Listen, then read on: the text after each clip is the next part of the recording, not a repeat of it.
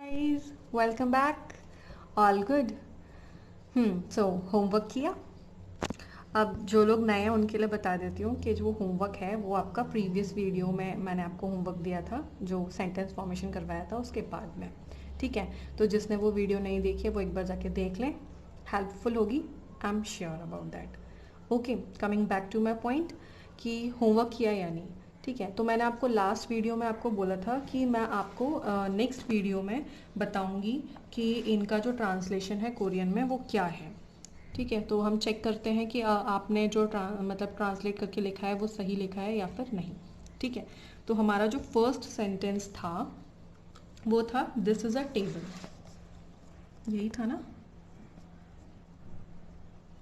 This is a table, right. और यहाँ इसके बाद में ब्रैकेट में थिंग लिखा हुआ था to indicate that this thing is a table. Okay, तो इसको ट्रांसलेट करेंगे तो सबसे पहले हम लिखेंगे वर्ड दिस के लिए जो था आपका ई, और ये जो चीज़ है मतलब थिंग के लिए जो वर्ड था वो था आपका गॉट। ये गॉट। अब आपको इंडिकेट, अब आपको पता मतलब इससे इसको पढ़ने के बाद समझ में आया होगा कि सब्जेक्ट क्या है आपका सेंटेंस का। ठीक है, तो यहाँ पे हमें समझ में आ गया कि ये जो दिस है ये सब्जेक्ट है, तो हमें इंडिकेट करना पड़ेगा कि ये सब्जेक्ट है सेंटेंस का। So we need to use particle. अब पार्टिकल कैसे पता चलेगा कि कौन सा पार्टिकल लगेगा, तो वो आपको पता चलेगा कि जो लास्ट में एंड हो रहा है वो वॉवल से एंड हो रहा है या फिर कॉन्सोनेंट से। ठीक है, तो यहाँ पे कॉन्सोनेंट से एंड हो रहा है इसलिए हम उन पार्टिकल ऐड करेंगे। ए गॉटन।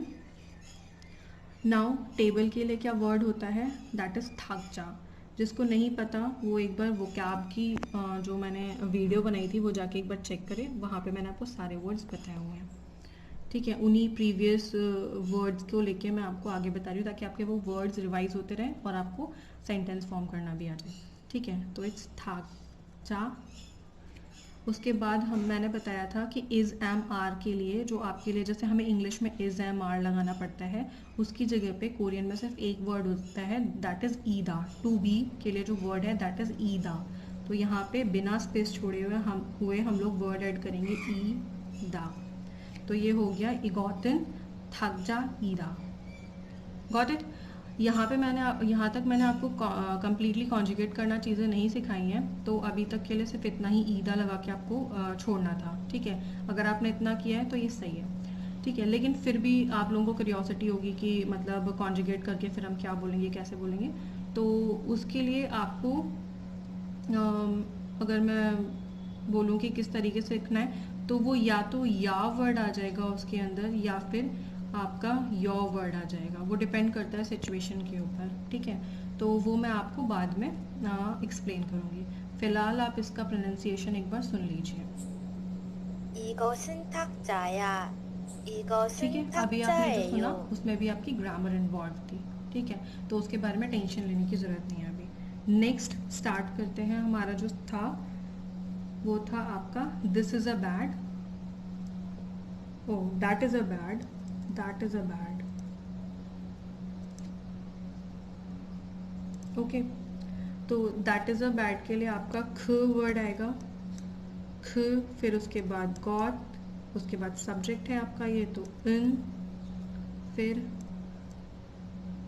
चिम दे ईदा। है ना सिंपल। चिमदे जो वर्ड है ये आपका बेड के लिए है, ईदा आपका इज एम आर को रिप्रेजेंट करने के लिए है। ओके, अब इसका pronunciation. 저것은 침대야. 저것은 next, 침대예요. Next one is that person is a man. That person is a man. तो इसके लिए हो जाएगा आपका दैट के लिए ख, पर्सन के लिए साराम, राइट। तो यहाँ पे आ जाएगा सा रा म।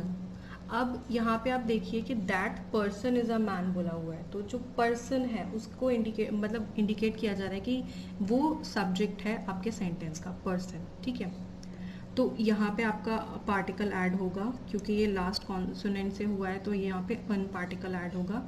फिर मैन बोला है तो क्या आ जाएगा, नमजा, अगेन ईदा, right. 그 사람은 남자야. 그 사람은 남자예요. Next, that is a car, that is a car. Again that के लिए ख वर्ड, सॉरी, दैट के लिए आपका ख वर्ड आ जाएगा, और गॉट के लिए आपका मतलब थिंग के लिए आपका गॉट वर्ड आ जाएगा। ओके, खगोतन छा ईदा। एज यू कैन सी कि कार और ईदा मतलब छा ईदा में कोई डिफरेंस नहीं है, ये एक ही वर्ड की तरीके से ट्रीट किया जाता है। Okay, 그것은 차야. 그것은 차예요. Next one is this is a tree.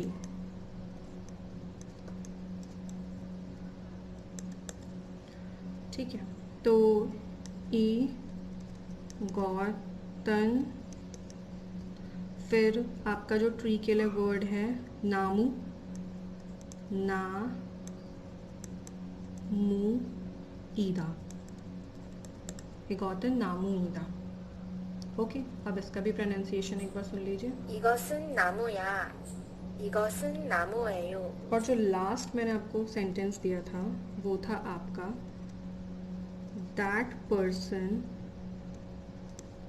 Is a woman, that person is a woman. Okay, तो अगेन ख सा राम मन योजा, योजा होता है ना वर्ड वुमेन के लिए, ईदा। ये हो गया आपका complete, got it. And now it's translation, I mean pronunciation, sorry. 그 사람은 여자야.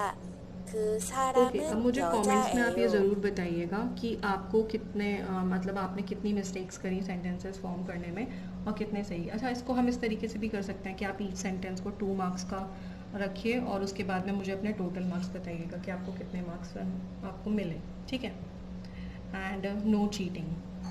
ठीक है।